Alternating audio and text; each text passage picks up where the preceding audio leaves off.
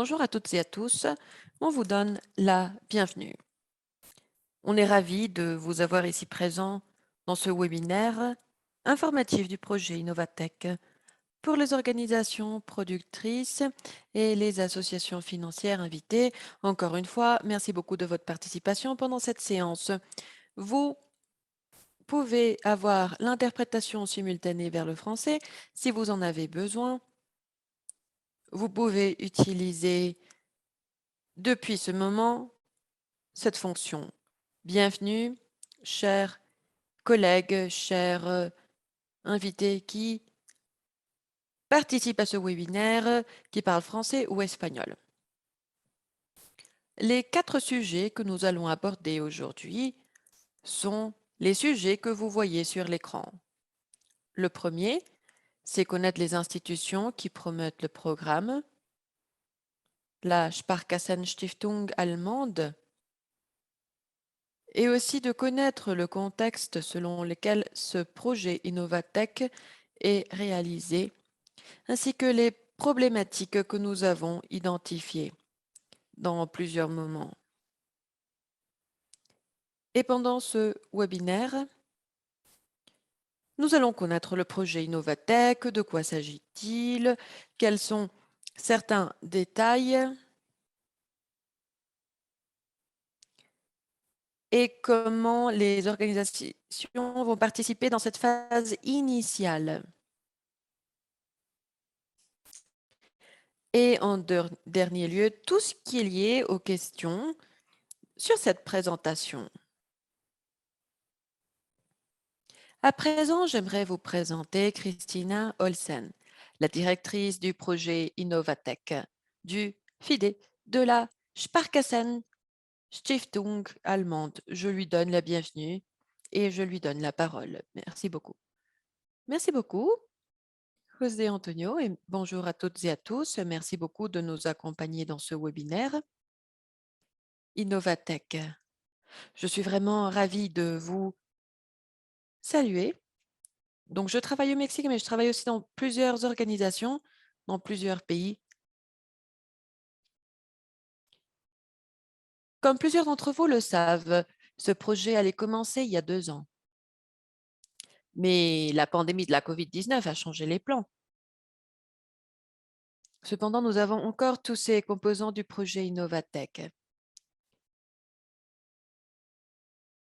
Pour plusieurs d'entre nous, enfin, qui avons des outils numériques et qui ont une bonne connexion d'Internet, les conséquences de la pandémie se limitaient à rester chez soi et travailler chez soi pour avoir les réunions, etc.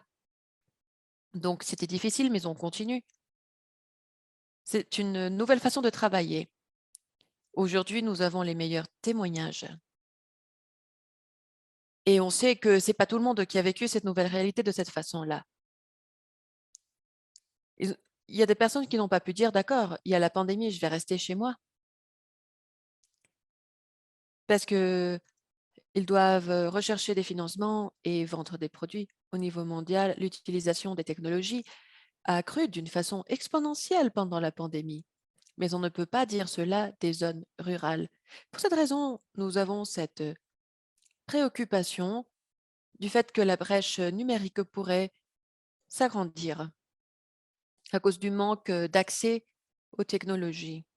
Pour cette raison, on est ici aujourd'hui. Nous savons que la numérisation est un point clé qui pourra nous donner plus d'opportunités.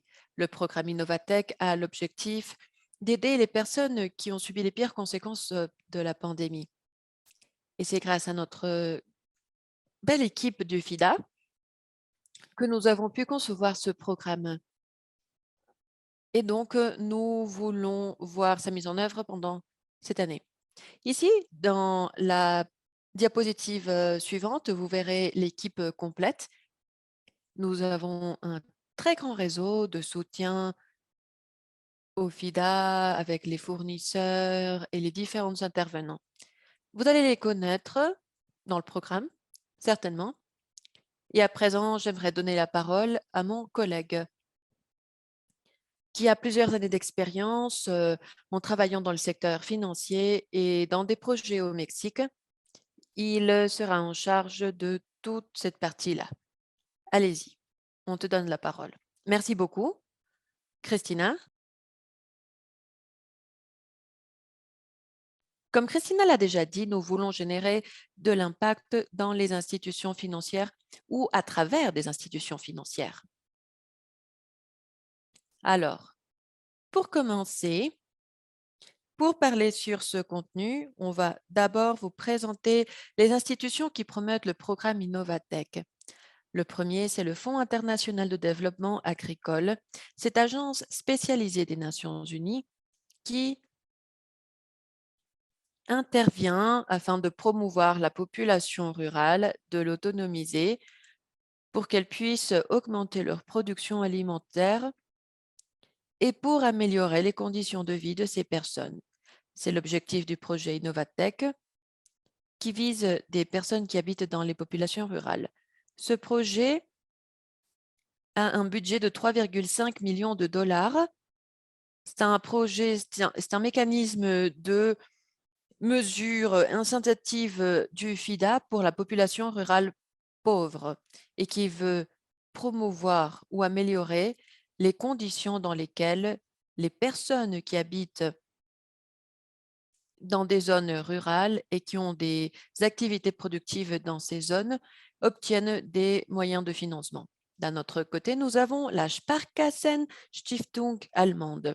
C'est une organisation à but non lucratif du groupe financier des bourses allemandes. L'organisation Sparkassen Stiftung allemande, c'est une des organisations de ce groupe et qui a une présence dans plusieurs pays, mis à part l'Allemagne, et qui recherche renforcer la coopération et les institutions financières et principalement avec d'autres entités ou organismes dans des pays différents. Vous observez dans cette carte mondiale, vous pouvez voir notre présence avec les projets que nous avons. En Allemagne, nous avons une équipe très importante d'entreprises de consultation qui interviennent dans les différents projets. Notre centrage est d'apprendre et accompagner les institutions ou les organismes financiers dans d'autres pays afin de les renforcer et de promouvoir leurs activités. Et surtout, lorsqu'on parle de l'inclusion financière, et surtout visant des zones rurales ou des zones qui sont éloignées des zones urbaines. Donc voilà, vous pouvez regarder les endroits où nous avons présence avec nos projets. La Sparkassen Stiftung allemande, c'est-à-dire c'est l'organisation où Christina et moi et l'équipe d'Innovatech, enfin nous appartenons à la Sparkassen Stiftung allemande.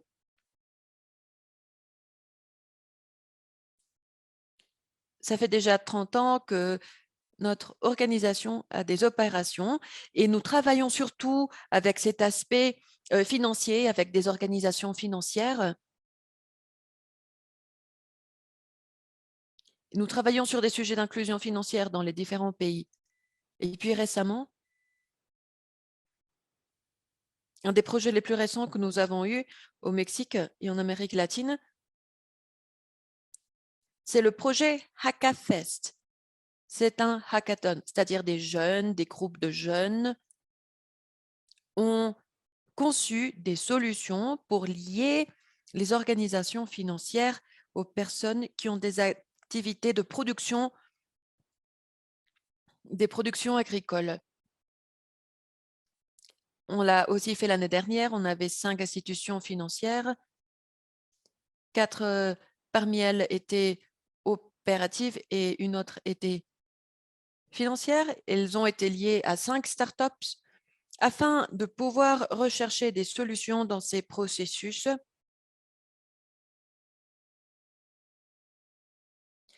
et afin de les lier à des personnes avec des activités de production. Alors, on veut amplifier ces solutions, on peut amplifier cela avec un plus grand nombre de startups et un plus grand nombre d'organisations. Alors, une fois que l'on a connu ces organisations, quel est le contexte que l'on peut identifier depuis le début du projet d'Innovatech vers fin mois de novembre. C'est le mois où ce projet a commencé. Donc ici, nous avons identifié quelques défis. D'abord, c'est le manque d'accès aux ressources et aux matières premières. C'est ça ce qu'on a identifié. Et on avait déjà parlé avec les organisations de producteurs, avec les personnes qui ont des activités productives, que ce soit des activités agricoles ou d'autres types dans les zones rurales. Ce manque d'accès aux ressources et aux matières premières, et surtout après la pandémie, il y avait aussi des problèmes liés aux distances, au transport, et cela aussi a eu des conséquences sur les personnes qui ont des activités de production. Il y a aussi d'autres problèmes qui sont liés au transport, à la vente des produits. Des producteurs nous ont dit que peut-être la récolte est bonne, il y a une très bonne production, mais lorsqu'ils veulent la vendre, ils n'ont pas les moyens pour faire cela. Alors, on veut résoudre cette situation, l'accès limité aux services financiers. Nous savons que les institutions qui fournissent ces services, enfin, on veut qu'ils puissent fournir ces services aux personnes qui en ont besoin selon les conditions qu'ils ont. On veut s'assurer qu'ils accomplissent avec ces caractéristiques.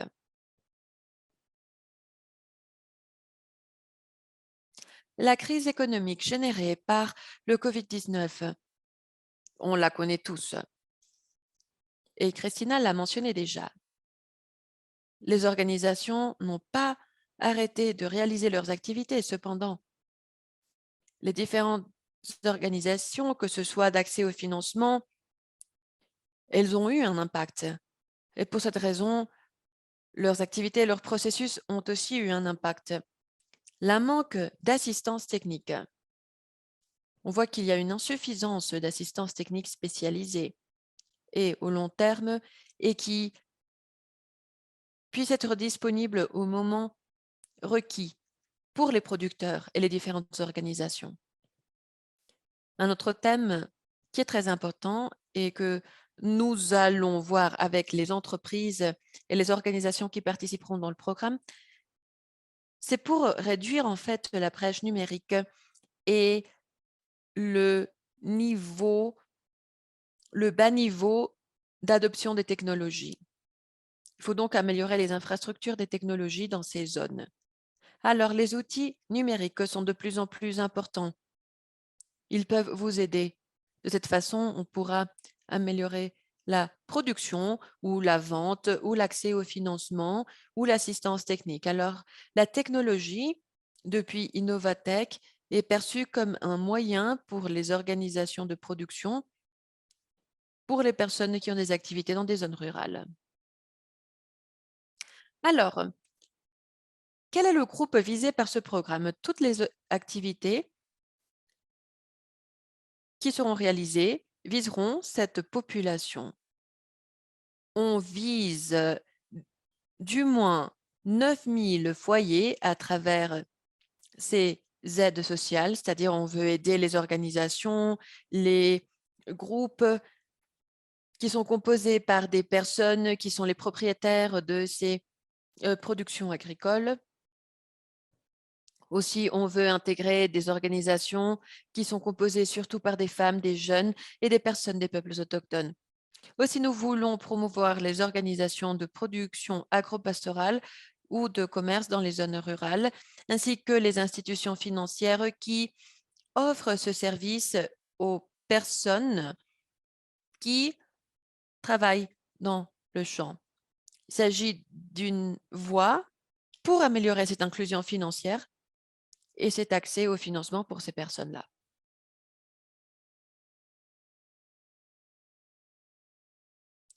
On aimerait expliquer les détails de ce programme et on le verra aussi dans les dernières diapositives, mais on aimerait commencer à expliquer de quoi s'agit Innovatech, ainsi que d'expliquer les phases de la candidature de ce programme. Qu'est-ce que c'est Innovatech? Innovatech, c'est un programme qui veut relier des organisations de production agropastorales à des startups ou des entreprises technologiques pour améliorer leur production et pour réduire ces brèches que j'ai déjà mentionnées. Innovatech est présent en 6 pays, la Bolivie, le Salvador, Honduras, le Guatemala, le Mexique et Haïti. On recherche à avoir un impact sur du moins 9000 foyers dans les zones rurales à travers 260 organisations de producteurs qui auront un impact positif et avec le soutien et le lien de 12 startups. Actuellement, Innovatech veut rapprocher la partie technologique aux personnes productrices agropastorales et on espère avoir des résultats qui ne se limitent pas à ces 9000 foyers et à ces 260 organisations, mais on aimerait que ce soit un projet qui puisse être facilement mis à l'échelle dans d'autres pays, dans d'autres organisations et par d'autres personnes. Alors, moi, je vous ai beaucoup parlé sur le concept ou sur la phrase des startups. Qui sont les startups? Les startups sont ces organisations, ces entreprises technologiques dans leur phase initiale, mais c'est grâce à leurs processus et leurs formules qui pourront être mises à l'échelle et c'est un modèle qui pourrait être répliqué d'une façon exponentielle et très rapide sans avoir de grands investissements ou sans devoir à faire de grands achats ou sans le besoin d'avoir de grands actifs fixes. Mais c'est une entreprise qui va grandir très rapidement grâce à la technologie. Par exemple, nous avons ces cas-là de services Rappi, cette entreprise Rappi. Et certainement, tout le monde aura des exemples dans leur propre pays sur ce type de start-up.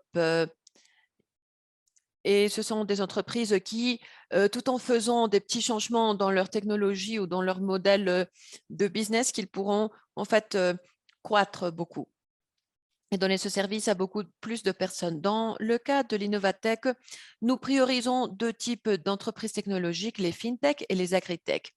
Les fintech, ce sont les entreprises technologiques qui offrent des produits et des services dans le secteur financier. Ils ont ou ils fournissent ces technologies pour faire des économies pour l'investissement, pour les assurances, le paiement de services et de produits, le crédit agricole, les systèmes pour les institutions financières, etc. De cette façon, ils pourront fournir ces services financiers où ils pourront aider les différentes organisations à améliorer leur processus, pourront se rapprocher aux différents partenaires. Dans le cas des agritech, il s'agit d'entreprises technologiques ou start-up qui offrent des produits et des services pour le secteur agropastoral. Les technologies qu'ils offrent visent les sujets d'agriculture de précision, le suivi des récoltes, les drones, la technologie satellitane, la protection des récoltes, des fléaux. Et alors, voilà, ce sont le type d'entreprise que l'on recherche. Nous allons sélectionner 12 dans les différents pays. Alors, que recherche le programme? Comme je l'avais déjà dit, nous voulons travailler avec des entreprises fintech et agritech pour diminuer la brèche numérique dans les zones urbaines et surtout rurales, comme je l'avais déjà dit. On veut se rapprocher aux startups et aux incubatrices. On veut voir quels sont les développements qui existent déjà, quelles sont les situations et de quelle façon cela pourrait bénéficier les organisations de producteurs. Et dans le cas de ces fintech et agritech, on veut avoir ce soutien dans le processus, dans la recherche de modèles et de business rentables et sociaux. Donc, s'ils veulent participer dans leurs activités, dans leurs organisations agropastorales afin d'améliorer ces processus pour faire des business aussi, cela n'est pas mauvais,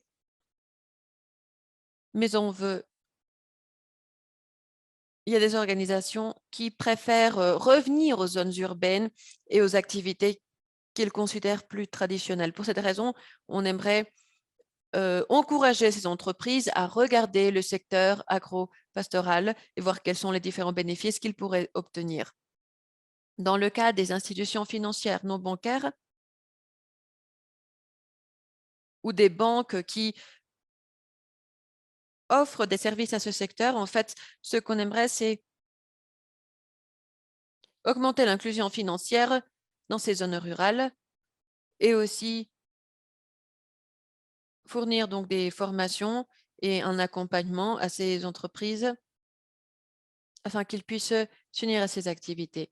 Et dans le cas des organisations de producteurs, ce qu'on recherche, c'est d'améliorer donc l'offre de solutions numériques afin d'avoir une gamme plus complète. On aimerait aussi sensibiliser pour l'utilisation de ces technologies, puisque parfois il y a des personnes qui ne savent pas comment l'utiliser de façon adéquate.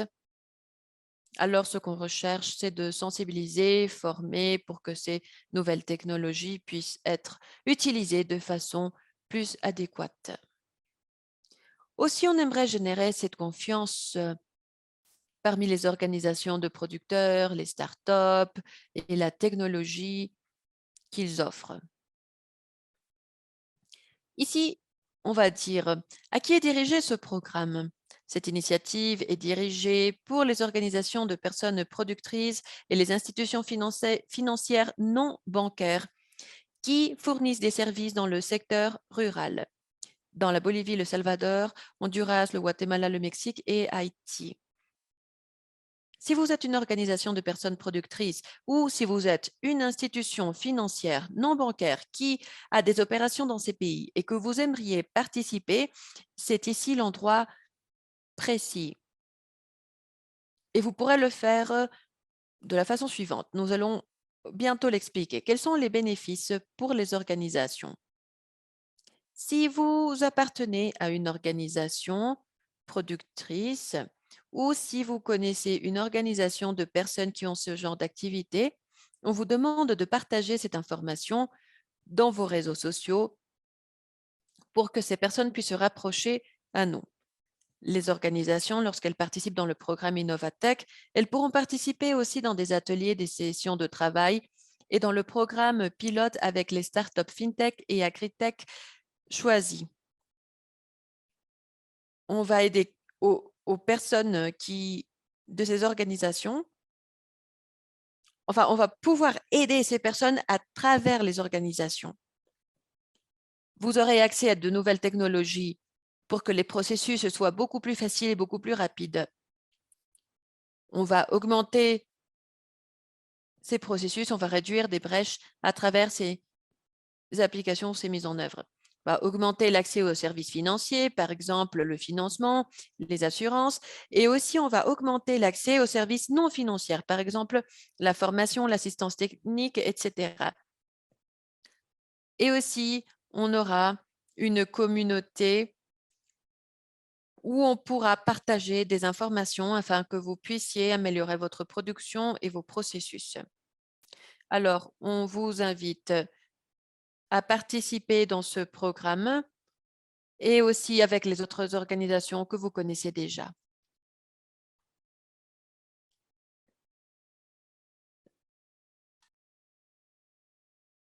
Une chose très importante, c'est que nous aurons 2 phases de travail.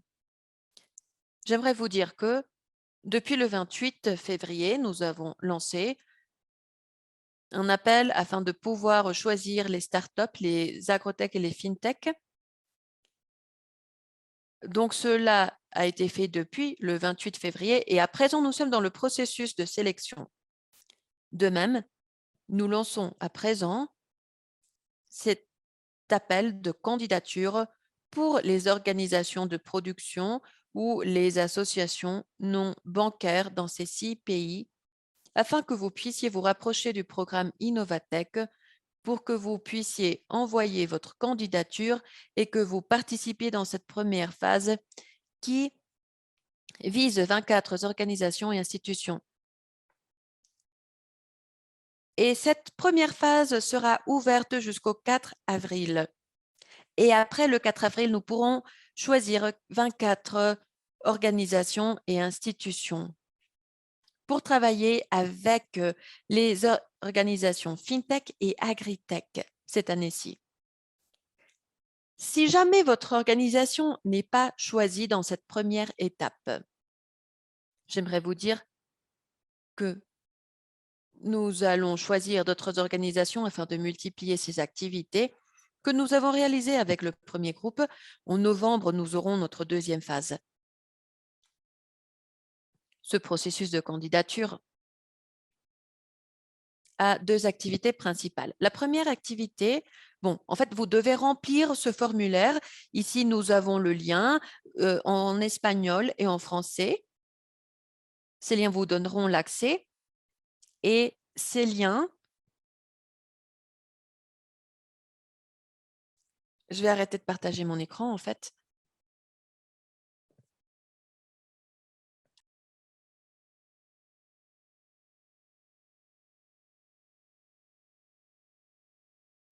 Ce lien vous donnera l'accès à ce site web. Ce site web où vous pourrez remplir ce formulaire. Il y a des questions très simples. Vous le voyez bien. Vous pourrez enregistrer le nom de votre organisation. Quel est le type d'organisation? Est-ce que c'est une organisation de personnes productrices? Est-ce que c'est une institution non bancaire ou financière? Dans quel pays elle se trouve? Est-ce que le nom est déjà enregistré? Ou est-ce que vous êtes en train de formuler le nom? Quelles sont les personnes qui dirigent cette organisation? Quel est le rôle de cette personne qui enregistre l'organisation? Quelles sont les différentes données? Quelle est l'activité principale de l'organisation? Quels sont les produits vendus par l'organisation? Quels sont les besoins? Quelles sont les activités réalisées par l'organisation pendant cette année? Ou quelle est l'activité des membres des organisations? Et quel est l'accès à la technologie dans cette organisation? Aussi, quels sont les projets de l'organisation? Il y a aussi quelques données sur combien de personnes participent, par exemple. Est-ce que vous avez l'accès à des médias, par exemple, est-ce que vous avez accès à Internet, au téléphone, à WhatsApp, aux différents dispositifs? Aussi, est-ce qu'il y a une participation de femmes dans cette organisation? Ou est-ce qu'il y a la participation de peuples autochtones dans cette organisation? Utilisez-vous déjà un réseau social? Aussi, on peut parler d'une personne spécifique et les activités du projet et de la partie de l'engagement dans la participation dans ce programme. Alors, avec ces liens d'accès, vous pourrez entrer à ce formulaire et le remplir. En plus, on vous demande de nous envoyer une lettre de motivation pour participer à ce projet.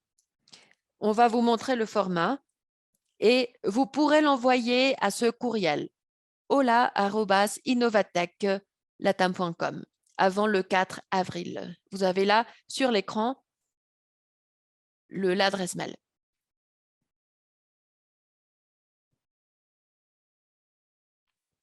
On veut que vous partagiez les caractéristiques de votre organisation. On vous demande de répondre à ces 5 questions. Quelle est l'expérience ou les résultats principaux générés par d'autres programmes dans le développement de l'organisation? On aimerait connaître d'autres programmes Enfin, si vous avez déjà participé dans d'autres programmes, on aimerait savoir si vous avez eu une bonne expérience ou une mauvaise expérience. Est-ce que vous avez eu un accès préalable aux technologies et de quelle façon est-ce qu'elles ont bénéficié votre organisation? Pourquoi est-ce qu'un projet de numérisation comme Innovatech est important pour vous? Quels sont les principaux défis et les principaux besoins que les membres de votre organisation ont et quels sont les résultats que vous attendez de votre participation à ce programme. Comme vous le voyez, on ne vous demande pas des questions compliquées. Ce n'est pas des choses difficiles à expliquer, mais c'est tout simplement pour savoir pourquoi vous voulez participer à ce programme. Ce sont les 2 critères, les 2 prérequis que l'on vous demande avant le 4 avril. À présent, j'aimerais vous expliquer cette ligne du temps, où on se trouve et comment on avance dans ces étapes. La première étape, c'est l'étape où on en est à présent. C'est cette séance d'information dans laquelle vous participez avec vos organisations. Après, on ira jusqu'au 4 avril, on aura le processus de sélection. C'est là où on va choisir les organisations dans ces pays. On aimerait avoir 3 organisations de production et une institution financière par pays avec lesquels on va travailler. Dans la partie de sensibilisation, dans des ateliers collaboratifs, dans la partie de la formation et de l'accompagnement. On aura tout cela jusqu'au mois d'avril.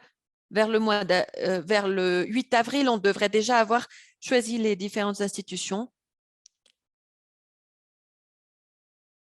Et après, on aura la clôture de ces candidatures. Donc, en avril, on aura déjà les premières organisations sélectionnées ainsi que les startups qui seront aussi sélectionnées. Après cela, nous aurons un processus d'accompagnement. Et je le répète, nous aurons toute cette sensibilisation, cet accompagnement avec les différentes organisations, les organisations financières. Après, en juillet, nous voulons les relier. On veut relier les organisations des productions avec les organisations financières et les entreprises FinTech et Agrotech dans chacun des pays. C'est là où on va développer ces plans de travail et on aura l'accompagnement dans tout ce processus. Après, dans le mois de novembre, une fois qu'on aura déjà vu les pilotes, on pourra se concentrer dans des cas ponctuels. Nous avons des exemples très ponctuels, très précis, des activités avec les startups et les agritech, et de cette façon, on pourra le répliquer avec un plus grand nombre d'organisations à partir du mois de novembre de cette année-ci et jusqu'au mois de mars. Et on espère que dans ces dates-là, on pourra avoir un impact au-delà de ces 9000 personnes. On n'aura pas seulement 4 organisations sélectionnées, mais on aura plus de 260 organisations et plus 12 startups. Alors, quelles sont les dates clés? On a le début de ces candidatures. Le 4 avril, on aura la clôture des candidatures. J'aimerais vous dire qu'on a déjà reçu des candidatures qui ont été enregistrées. Alors, j'aimerais vous encourager à inviter d'autres organisations, si vous en connaissez. Invitez-les dans ce processus pour qu'elles puissent envoyer leur candidature. Après le 4 avril, on aura la clôture des candidatures. On pourra choisir les organisations. On aura notre sélection d'organisations. Et après, entre le mois d'avril et le mois de juin, on pourra faire toute cette sensibilisation et cet accompagnement avec les startups. Et après, en juillet, on aura ce lien avec les startups. Et puis, en novembre, on aura l'amplification vers plus d'organisations. D'accord. Donc, c'est ça la présentation. C'est ça ce que je voulais vous partager. J'aimerais vous remercier de votre participation. Et en ce moment, si vous avez des questions, des doutes ou des commentaires, on vous encourage à poser vos questions afin de pouvoir résoudre vos doutes. Et donc, cela sera enregistré. Donc, si vous voulez le voir encore une fois ou si vous voulez le partager, ce sera possible. Si on n'a pas des réponses à vos questions, on pourra les garder et on vous enverra la réponse par courriel, par email. Encore une fois, merci beaucoup de participer. Et si vous avez des questions, on pourra répondre à vos questions.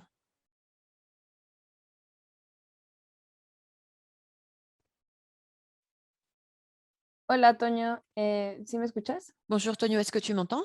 Oui, Ok, bien sûr. D'accord. tenemos una Nous avons pregunta. une question.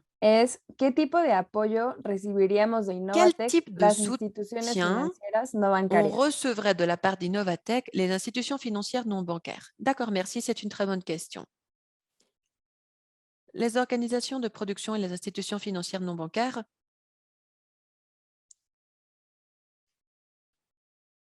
en fait, on ne va pas donner des soutiens financiers. Cependant, on veut vous accompagner, on veut vous donner des formations, des assistances techniques et vous intégrer dans cette communauté de pratique afin de faire ce lien avec les startups et de ne pas avoir des difficultés dans ce lien. Et que cette solution ne soit pas retenue. Alors, ce qu'on va faire avec les institutions financières non bancaires, c'est vous aider à vous adapter ou d'adapter vos processus afin de pouvoir intégrer de nouvelles technologies et d'utiliser ces solutions d'une façon beaucoup plus agile. C'est ça ce qu'on recherche.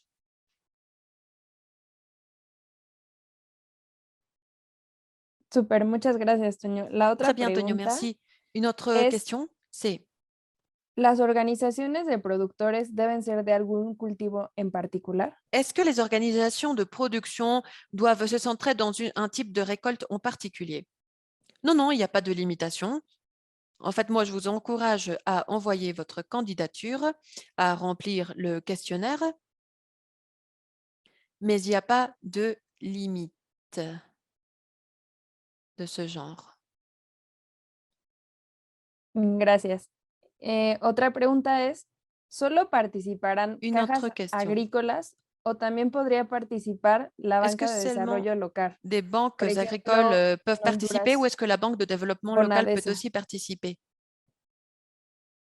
Alors, cela vise des institutions financières non bancaires, mais ce qu'on recherche dans chacun des pays, à fin de compte, c'est d'avoir un impact positif dans ces organisations de production. Si dans ces cas-là, si dans ces régions, si dans ces endroits-là ou dans ces pays, les organisations qui existent ou qui donnent des financements aux activités agricoles, c'est la banque de développement, on pourra réviser cela. Donc oui, évidemment, si si vous nous envoyez vos données, on pourra réviser votre cas. Gracias. Otra Merci. pregunta es, Une autre question. para las instituciones que postulan al Les programa Innovatec, institutions qui envoient de leur ser candidature au programme seleccionadas, ¿qué Innovatech inversiones deben et prever qui para seront sélectionnées, participar? quelles sont les activités ou les actions qu'elles doivent entreprendre? Dans une première étape, on recherche, on espère que ces institutions aient le temps et l'intérêt de le faire. On espère que ces institutions envoient leur candidature, qu'elles démontrent leur intérêt, leur capacité selon leur intérêt. Pour cette raison, on aimerait avoir une personne qui soit notre lien avec cette organisation. Et on veut savoir combien de temps cette personne pourrait dédier à ce programme. C'est la première chose qu'on veut faire. On veut identifier qu'on pourra travailler avec vous. Donc, évidemment, on aura besoin de temps. Si on fera des plans de travail avec ces organisations, ces entreprises de technologie, on espère que ces plans soient accomplis et que les activités promues soient accomplies dans les temps qui ont été planifiés. Lorsqu'on parle de ressources économiques, c'est surtout les startups. Ce sont elles qui vont investir, qui vont destiner ces ressources économiques pour adapter leurs processus, leurs technologies, afin de pouvoir vous donner, vous offrir ou vous fournir des services en tant qu'institution financière. Donc voilà, ce sont les investissements qui pourront être réalisés dans ces premières étapes. Évidemment, s'il y a un besoin d'investissement dans l'infrastructure, on espère que vous pourriez réaliser ces investissements pour accélérer l'adaptation et la mise en œuvre de ces technologies. Merci.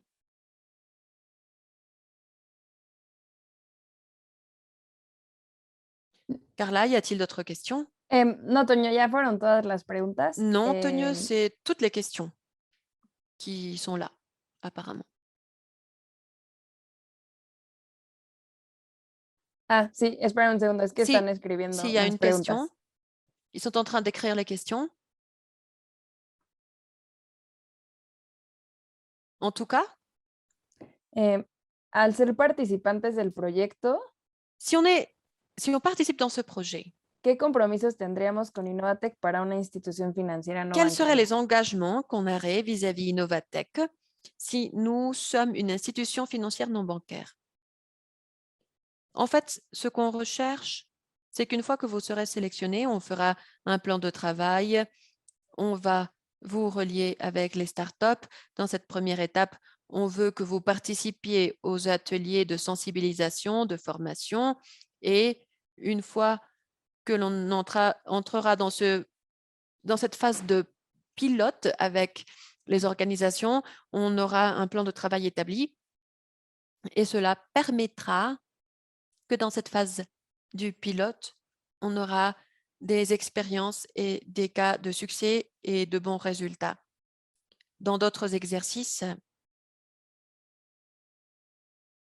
on s'est aperçu que lorsqu'il y a un manque de participation, provoque que le résultat soit plus lent et qu'on doive utiliser ou mettre en œuvre plus de ressources afin d'atteindre les buts établis. C'est pour ça que l'on recherche cet engagement de la part des organisations et des institutions financières et des membres des organisations de producteurs. On vous demande de vraiment respecter les lignes de travail, les initiatives, afin de pouvoir fournir toute cette information dans ce processus.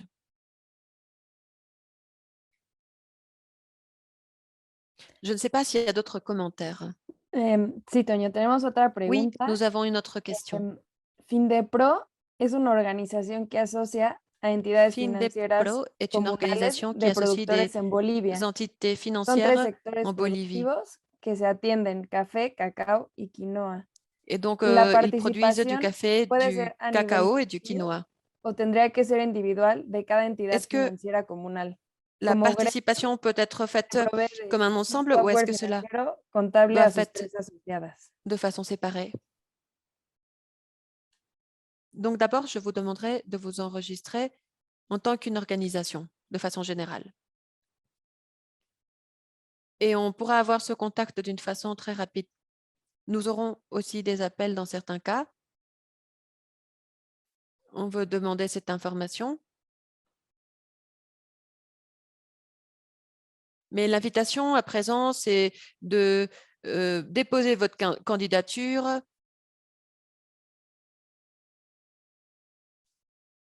et croyez-moi, on va vous faire cet appel, on pourra le commenter. À présent, on vous demande de déposer votre candidature. On recherche travailler avec des organisations de petits producteurs, donc des producteurs à petite échelle lorsqu'on parle de la production et avec des institutions financières. Mais une façon d'avoir un impact positif dans ces organisations, c'est peut-être à travers d'autres organisations qui sont composées de plusieurs organisations. Mais dans ce cas-là, de toute façon, on vous demande d'envoyer votre candidature. Listo, Toño, ahora sí son todas las preguntas. C'est bon. Antonio, à présent, nous avons répondu à toutes les questions. Parfait. Donc, je vous remercie de votre participation. Encore une fois, on vous invite à partager cette information avec d'autres organisations de producteurs à petite échelle ou d'autres organisations et institutions financières non bancaires dans vos pays afin qu'Innovatech soit un projet qui puisse avoir un impact très important pour les personnes qui travaillent dans la partie agricole. Merci beaucoup de votre participation et on vous encourage à déposer votre candidature. Aussi, on vous invite à nous suivre dans les réseaux sociaux. Vous pouvez nous suivre sur Facebook, LinkedIn, Twitter et YouTube. Vous pouvez nous suivre, vous pourrez connaître les progrès de ce programme. Et donc, oui, on vous invite vraiment à nous suivre dans nos réseaux sociaux.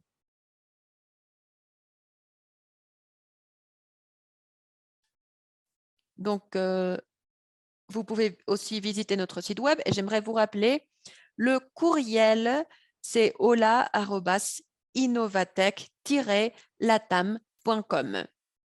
Et là, vous pouvez aussi nous envoyer votre lettre de motivation ainsi que n'importe quelle question que vous aurez. Merci beaucoup de votre participation. Merci beaucoup pour votre temps.